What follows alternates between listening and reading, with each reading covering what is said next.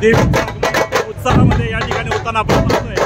खऱ्या अर्थानं यामधलं वैशिष्ट्य आज एक आगळा वेगळा ढोल पथक आणि या ढोल पथकाच्या माध्यमातून या ठिकाणी एक उत्साहामध्ये मिरवणूक या ठिकाणी साकारताना आपण पाहतोय। त्यामध्ये अनेक महिला भगिनी आहेत।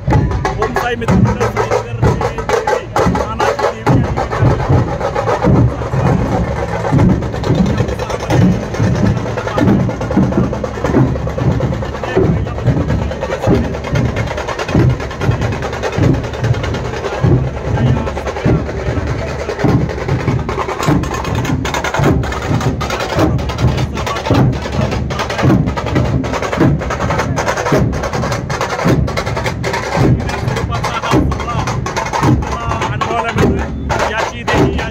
पाहिला आनंदाचा सोहळा खऱ्या अर्थानं आनंदाच्या वातावरणामध्ये आज ढोल पथकाचं या ठिकाणी आगमन झालंय।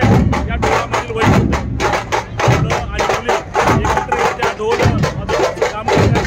पाहू शकता या ठिकाणी महिला भगिनी ढोलाच्या या पथकामध्ये सहभागी आहेत। स्वरूपाचा आनंद सोहळा आपण या ठिकाणी अनुभवतो।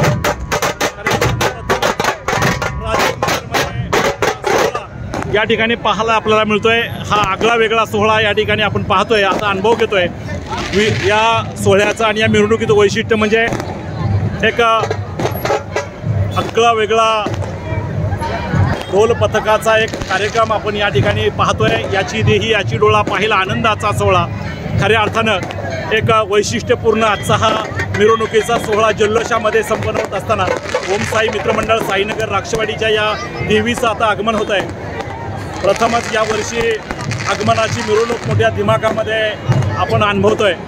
अगदी थोड्याच वेळामध्ये सभा मंडपामध्ये या देवीचं आगमन होईल आणि प्रतिष्ठापना होईल आणि वर्षानुवर्षे जे चाललेलं 30वे वर्ष मंडळाचं हे 30वे वर्ष यशस्वीरित्या या ठिकाणी साकारलं जात आहे। आपण पाहू शकतो या ठिकाणी कमान आहे, त्या कमानी ओमसाई मित्रमंडळ साईनगर राक्षवाडी राजगुरुनगर लिहिलेलं आहे। मंडळाचे सन्माननीय अध्यक्ष आदरणीय दिनेश शेठ सांडभोर पाटील आणि त्यांचे सर्व सहकारी अर्थात मंडळाचे सर्व क्रियाशील सभासद सगळी मंडळी या ठिकाणी सहभागी आहेत। या मंडळातील आजच्या या मिरवणुकीमध्ये मोरया वाद्य पथक चाकण या चाकणच्या पथकाचं वैशिष्ट्यपूर्ण आगमन या ठिकाणी झालेलं पाहतोय। अतिशय एका देखण्या स्वरूपाचा मिरवणुकीचा सोहळा आपण अनुभवतोय आणि या सोहळ्यामध्ये सगळे मंडळाचे सभासद कार्यकर्ते आणि रहिवासी बंधू भगिनी सहभागी आहेत। प्रचंड असा जनसमुदाय या ठिकाणी आपल्याला पाहायला मिळतोय। संबळाचं वादन देखील या ठिकाणी पाहतोय।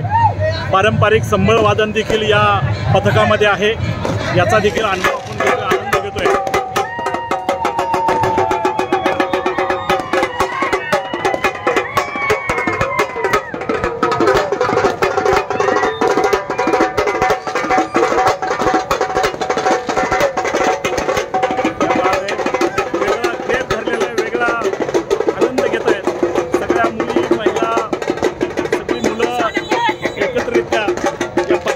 सहभागी झालेले पाहिजे।